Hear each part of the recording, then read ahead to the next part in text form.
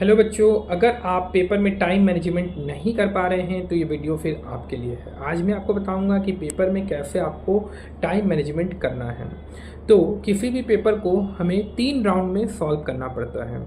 First round में क्या करना है कि फर्स्ट राउंड में विद इन 1 आवर आपको वो सारे क्वेश्चंस करने हैं जिनमें आपको 30 to 40 सेकंड लग रहा है। मतलब आपको कुछ भी सॉल्व नहीं करना, बस आपको पेपर को देखना है और जो भी क्वेश्चन आपको देखकर आप टिक कर पा रहे हैं वो सब क्वेश्चन को करके आपको आगे बढ़ना है।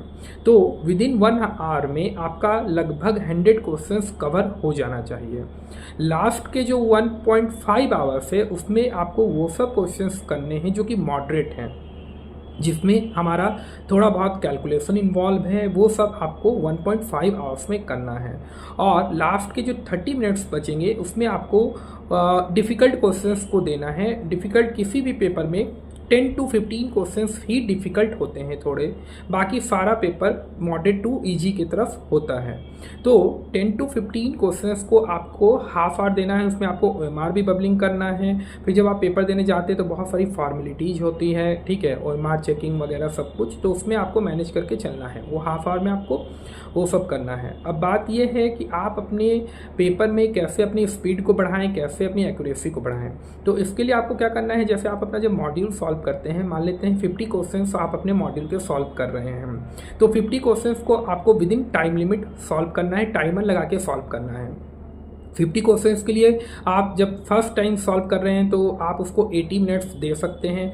तो 80 मिनट्स में आप देखेंगे कि आपके कितने क्वेश्चंस करेक्ट हुए हैं, कितने सही हैं। फिर आपको 2 से 3 दिन बाद वही 50 questions, same set of questions आपको अगेन करने हैं, ठीक है। पर इस बार क्या होगा, टाइमर आपका थोड़ा सा कम होगा।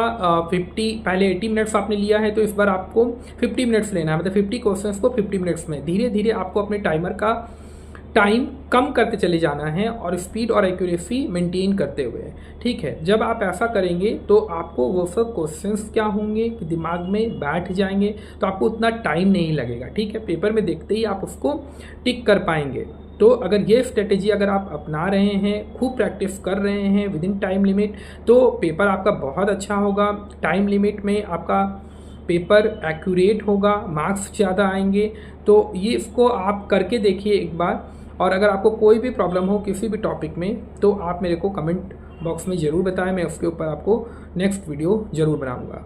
ओके।